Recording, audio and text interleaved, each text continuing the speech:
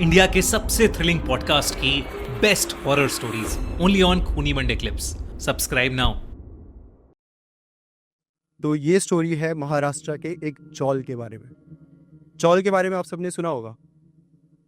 चौल एक ऐसी जगह होती है जहाँ बहुत सारी फैमिलीज एक साथ रह रही होती, और ऐसी ही एक फैमिली थी आदित्य की, जिसकी ये पूरी स्टोरी है। तो आदित्य चौल में रह रही होती है अपने मॉम और डैड के साथ। अगर हम आदित्य के बारे में बताएं तो आदित्य बचपन से ही पढ़ाई में बहुत अच्छी थी।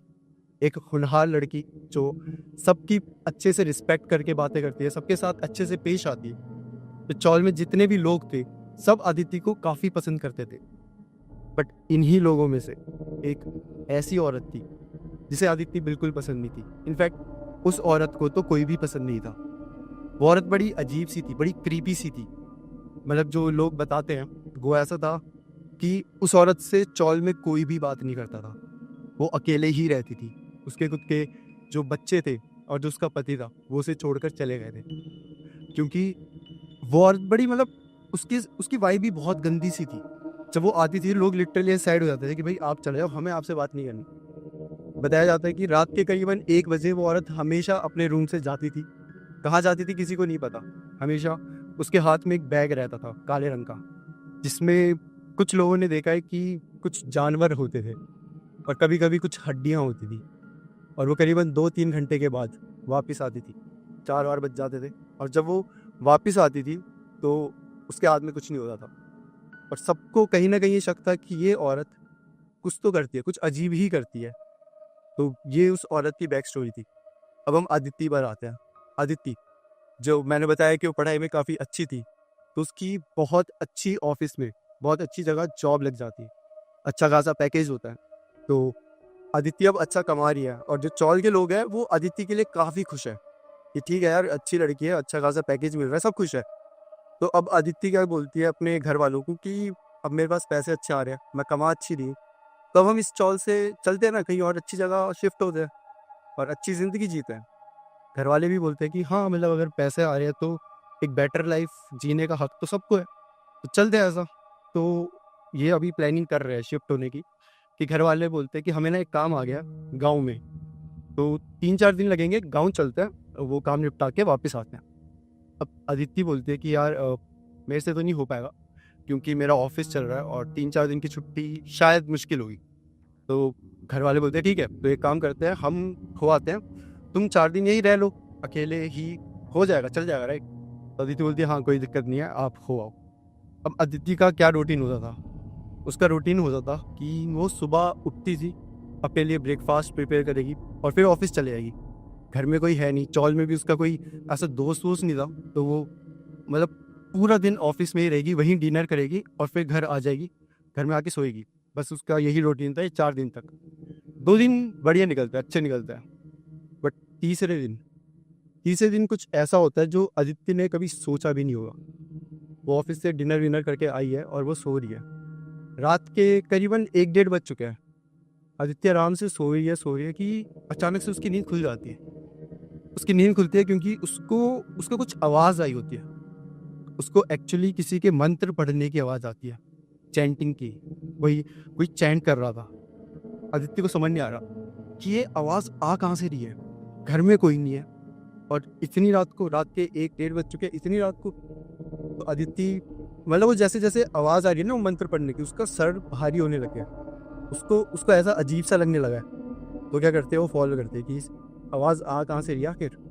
वो निकलते अपने रूम के बाहर निकलते हैं, आगे पीछे देखते हैं, तो उसे समझ आता है कि ये जो आवाज़ है ये उस औरत के रूम से आ रही होती है। एक्चुअली वो जो औरत होती है जिसके बारे में मैंने बताया था, क्रीपी सी औरत, उसका जो रूम होता है वो आदित्य के ही फ्लोर में होता है, जस्ट बगल में ही। तो जाती है, वो औरत के रूम के बाहर जाती है और ऐसे नॉक करती है, तो आवाज़ एकदम से बंद हो जाती है। मंत्र पढ़ने की जो आवाज़ आ रही है अब वो नहीं आ रही। और अदिति बोलती है कि आप प्लीज़ सो जाइए, आप जो भी कर रहे हो प्लीज़ कल कर लीजिए, मुझे मुझे ऑफिस जाना है, मुझे सोना है। और ये बोलकर वो वापस आ जाती है और फिर से सोने लगी है। फिर से वापस से वो मंत्र पढ़ने की आवाज़ें आ रही है। बट इस बार डिफरेंस ये है कि वो जो आवाज़ आ रही है वो कहीं दूर से नहीं आ रही। ऐसा लग रहा है कि जस्ट उसके उसके रूम के बाहर कोई खड़ा है और वो पढ़ रहा है, और बहुत बहुत गुस्से में पड़ रहा है। तो अदिति को ऐसा लगता है कि वो जो औरत है वो वैसे ही थोड़ी सी पागल सी है, तो वो गुस्से में आ गई होगी, अब क्या ही मैं उससे लड़ूँ। वो कैसे तो अपने कान वान बंद करके सो जाती है। ठीक है, रात निकल जाती है। अब अगले दिन की सुबह होती है। अदिति अपना ब्रेकफास्ट प्रिपेयर कर रही है और ऑलरेडी उसे लेट हो चुका है, तो जल्दी जल्दी से खाना वाना प्रिपेयर करती है। वो लंच बॉक्स अपना पैक करती है और निकलती है। जैसे ही निकली है वो मेन गेट खोला उसने और उससे नीचे देखा, तो नीचे एक थाली पड़ी हुई है। इस थाली में सिंदूर रखा हुआ है, कुछ चूड़ियाँ रखी हुई है और लाल कलर की साड़ी रखी हुई है। आदित्य को समझ नहीं आ रहा ये रखा किसने। हो सकता है कोई पहले आया हो, उसने मुझे आवाज़ दी हो, बट मैं सो रही होंगी तो शायद मुझे पता नहीं चला होगा, तो वो छोड़ के चला गया होगा। और अदिति वैसे लेट हुई है ऑफिस के लिए, तो जल्दी से वो थाली उठाती है, अपने हॉल में रखती है और चले जाती है। अब वो ऑफिस चले गई है, ऑफिस में नॉर्मली अपना काम कर रही है। लंच वंच करने के बाद जब वो काम करने बैठती है तो उसे एक अजीब सी फीलिंग आती है। आदित्य को लगता है कि कोई तो है जो उसे स्टॉक कर रहा है, जैसे कि कोई उसके उसके पास ही है।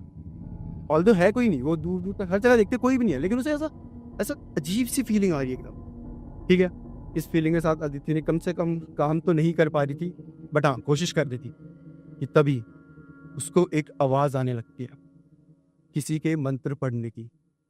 और ये आवाज़ ऐसा लग रहा था जैसे उसके कान में कोई बोल रहा है, और वो हर जगह देख रही है कोई भी नहीं है, लेकिन वो मंत्र अभी भी उसके दिमाग में चल रहे और उसका सर फिर से सेम वैसे ही जैसे पिछली रात को भारी हो रहा था वैसे ही भारी होने लगा।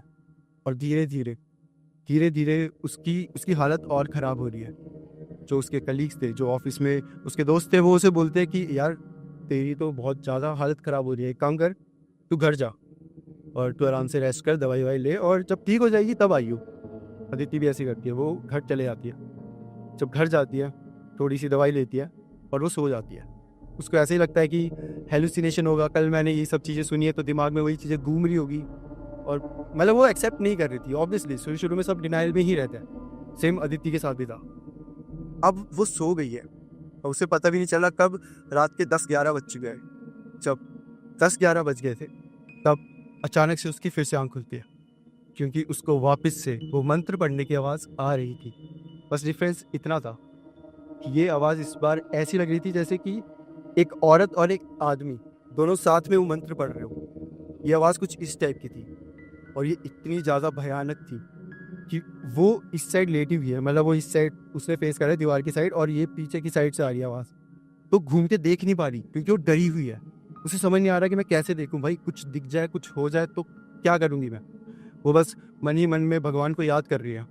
काफ़ी देर तक वो मंत्र पढ़ने की आवाज़ उसे मतलब आ रही है आ रही है आ रही है, और एक टाइम बाद वहाँ पे पिन ड्रॉप साइलेंस हो जाता है। कोई आवाज़ नहीं, कुछ नहीं। अदिति को लगता है ओके ठीक है, शायद अब सिचुएशन ठीक है, अब मैं एक बार देख सकती हूँ मुड़कर। अदिति जब मुड़कर देखती है तो जो उसे दिखता है वो लिटरली पागल हो जाती है। वो चिल्लाने लग जाती है क्योंकि अदिति को दिखता है कि उसके जस्ट बगल में एक औरत बैठी हुई है जिसने लाल कलर की साड़ी पहनी हुई थी, जिसने लाल कलर की चूड़ियाँ पहनी हुई थी, और जो सिंदूर था वो उसके माथे में पूरा ऐसे फैला हुआ था। और वो बहुत क्रीपी तरीके से अदिति को देखे जा रही थी और हंस रही थी। अदिति चिल्लाने लग जाती है, उसे देखते ही बहुत जोर से चिल्लाती है। अब चौल में क्या होता है, जो जितने भी घर है ना वो पास पास में सबके रूम्स, तो अगर एक कोई इतनी रात को चिल्लाएगा तो सबको सुनाई देगा। सब बाहर आ जाते हैं, सब अदिति के रूम के बाहर जाते हैं और बोलते हैं कि अदिति तू तू ठीक है ना, अदिति सही है, तू क्या हुआ तुझे। अदिति का कोई रिस्पॉन्स नहीं आ रहा। अदिति के मतलब एकदम पिन ड्रॉप साइलेंस हो चुका है। अब जो बाकी लोग होते हैं वो बोलते हैं यार एक तो लड़की अकेली है, ऊपर से उसके घर वाले भी नहीं है, कहीं कुछ हो तो नहीं गया। तो क्या करते हैं, दरवाज़ा तोड़ देते हैं। दरवाज़ा कैसे कैसे करके तोड़ते हैं और अंदर घुस जाते हैं। पूरे घर में अंधेरा था। ये लोग अपनी फ्लैश लाइट ऑन करते हैं और कैसे कैसे फॉलो कर रहे हैं, पूछ रहे हैं अदिति कहाँ है, अदिति तू ठीक तो है। कोई रिस्पॉन्स नहीं। बट अचानक से इन्हें ना आवाज़ आने लग जाती है किसी के चैंटिंग की, कोई फिर से मंत्र पढ़ रहा था, और इस बार जितने भी लोग थे सबको आ रही थी। सब वो फ़ोन की फ्लैश लाइट ऑन करके उस आवाज़ को फॉलो करते हैं। तो वो अदिति के रूम तक जाते हैं और जब वो देखते हैं कि एक कोने में अदिति बैठी हुई है, वो लिटरली उसने अपना फेस ऐसे रखा हुआ है और और बस वो कांप रही है, वो मंत्र पढ़े जा रही है। सब उसके पास जाते हैं और पूछते हैं अदिति तू ठीक तो है। अदिति क्या हुआ? जिसपे एकदम से जब वो अपना फेस ऊपर करती है तो सब डर जाते हैं, क्योंकि उस टाइम पर वो अदिति को किस हालत में देखते हैं। अदिति ने लाल कलर की साड़ी पहनी हुई थी, अदिति ने लाल कलर की चूड़ियां पहनी हुई थी, और उसके माथे में भी सिंदूर पूरी तरीके से फैला हुआ था, और वो वही मंत्र पढ़े जा रही थी जो उसको पहले सुनाई दे रहे थे। वो कभी वो मंत्र पढ़े जा रही है, कभी एकदम अजीब तरीके से सबको देख रही है, कभी रो रही है, कभी बोल रही है मुझे बचा लो, मुझे बचा लो, वो मुझे ले जाएंगे, और कभी बोल रही है कि मैं तुम सबको मार दूंगी, मैं तुम सबको मार दूंगी। अजीब तरीके से, क्रीपी तरीके से वो सब अदिति के मॉम डैड को कॉल करते हैं। मॉम डैड अगले ही दिन वापस स्टॉल में जब आते हैं तो अदिति की जो हालत देखते हैं उन्हें विश्वास ही नहीं होता। किस कंडीशन में वो अदिति को छोड़ कर गए थे, और 4 दिन में अदिति की क्या कंडीशन हो चुकी है। बताया जाता है कि जो अदिति की कंडीशन है वो अभी भी सुधरी नहीं है। उसके मॉम डैड ने कितने लोगों को दिखा दिया है, बाबा जी को, मौलवी जी को, मतलब जिन जिन को दिखा सकते थे, डॉक्टर्स को, तांत्रिक को, सबको, बट अभी भी अदिति की कंडीशन वैसी ही है। आज भी वो रात को मंत्र पढ़ने लग जाती है, आज भी वो चिल्लाने लग जाती है, रोने लग जाती है। एक टाइम था जब उस चौल में सब आके अदिति से मिलते थे, सबको अदिति पसंद थी, बट अब का टाइम है जब लिटरली अदिति को एक अलग ही रूम में रखा जाता है और लोग बस दूर से ही देखना पसंद करते हैं, मतलब पास तो जा ही नहीं सकते। तो ये थी गाइस अदिति की स्टोरी, जो कि उसकी बेस्ट फ्रेंड थी जो ऑफिस में ही थी, उसने हमसे शेयर करी थी। So that's it.